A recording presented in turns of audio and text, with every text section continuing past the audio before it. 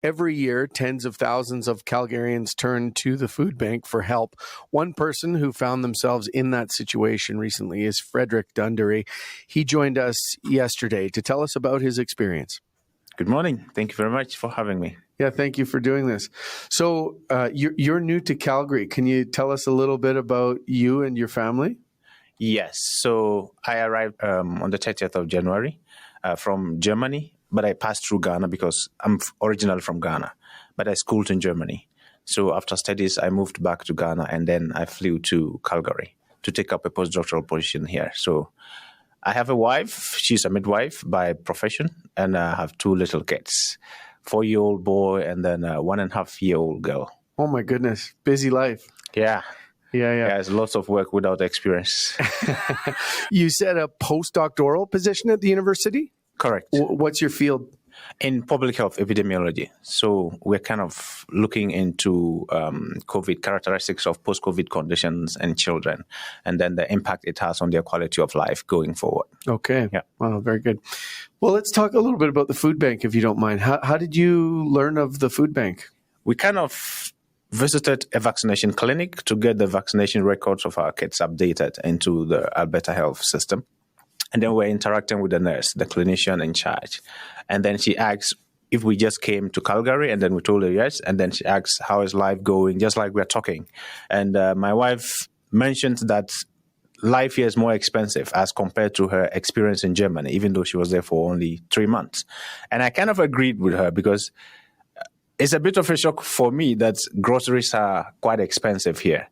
So it takes a toll on our budget. And then she said, there are alternatives here.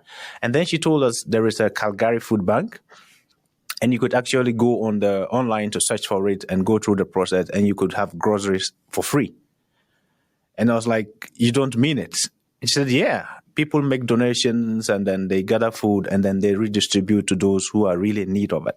So when we got home, that was the first thing my wife did. I was very skeptical about it because I operate on this principle that nobody gives you anything for free. So my expectation was that I'm not sure this is going to work. It was based on the experience that she had tried other alternatives. And then normally they would tell her, okay, because you came on the visitor's visa, we would not be able to offer this. So I kind of got discouraged. And it got to that point, we were no longer trying anything. We just felt, okay, we are not qualified for anything anyway. So there's no point in trying it. So I was skeptical about it. And she kept pushing, let's give it a try. So we filled the form. And then they gave her a link later on asking her to select a date for the pickup. And she was already jubilating and said, okay, they said we should come for the groceries. So I had to pick the kid up from school, drop him at home very quickly, and then pick up the bus to the place. I was kind of taken aback because I'm kind of a doubting Thomas right from the beginning. So he said, this is for you. And I was like, it's for me? He said, yes, these are your groceries. You can take it. You can help them. I was a bit hesitant, so I pushed the stuff to the nearest table and I started offloading. And I did that very slowly, intentionally, because my mind was that he will walk back or somebody will come back and say, oh, we made a mistake. But nothing like that happened. That's the first time I took pictures of food. And I felt really, really thankful right within me, because at that point in time, I think we were kind of sinking, to be very honest. When you use the verb, we felt like we were sinking. Yes. And that's, we can feel that in our bones. And you're trying to support a family. Mm-hmm. What difference has it made to receive that support? Very big difference. I don't know how to measure it. Yes, because my son goes to preschool. And I understand normally there is a government support, a subsidy of a sort. But because my wife had arrived on a visitor's visa, there was no option anyway. But I didn't want him to be at home. Because from June, July, thereabout when they arrived, it was holiday season. So there were kids around and he could play with them.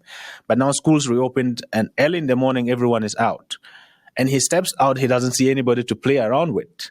And he felt frustrated himself. I could see it in his face. And anytime I come from work, the first question he asks is, why are my friends going to school and I'm not going to school? I want to follow them to school. And I didn't want to keep telling him we don't have the money to pay because you are not qualified for something for now. You have to wait a little bit.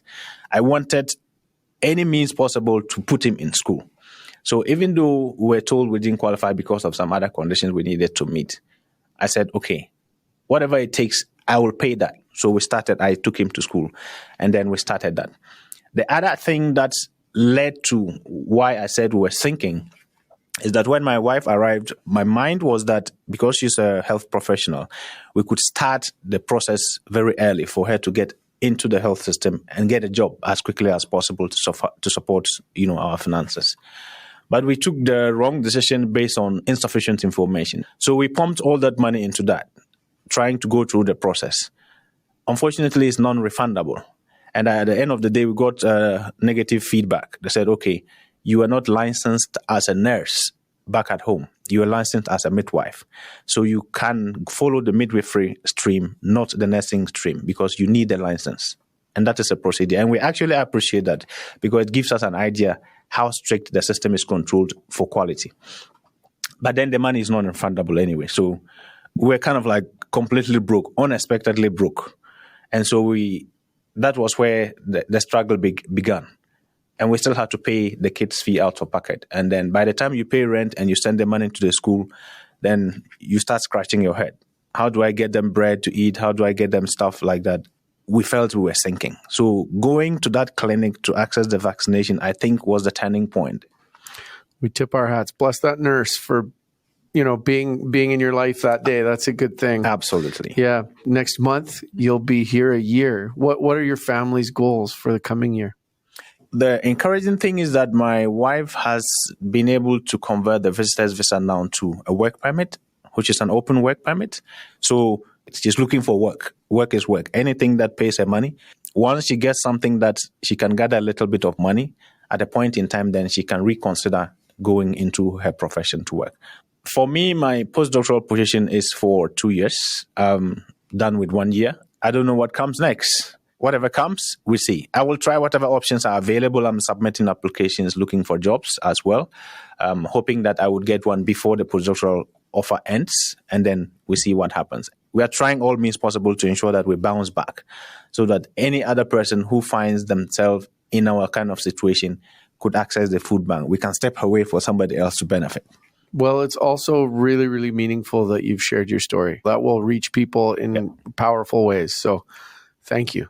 Thank you very much. I wanted all means possible to make this story known because unexpected things happen in life.